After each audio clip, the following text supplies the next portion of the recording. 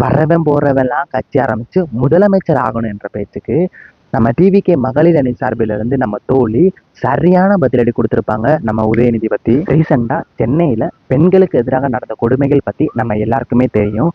சென்னையில மட்டும் இல்லைங்க, ஆத்தூர், திருச்சி, மதுரை அப்படி எல்லா டிஸ்ட்ரிக்ட்லையும் டெய்லி பெண்கள் பாலியல் வன்கொடுமையில துயரப்பட்டுக்கிட்டு தான் இருக்காங்க. வருத்தத்துக்குரிய விஷயம்தான். அதுக்காக நம்ம தோழி ஆளுங்கட்சியை பார்த்து சரியான கேள்வி கேட்டிருப்பாங்க. அதை நான் சொல்றதை விட நீங்களே கேளுங்க.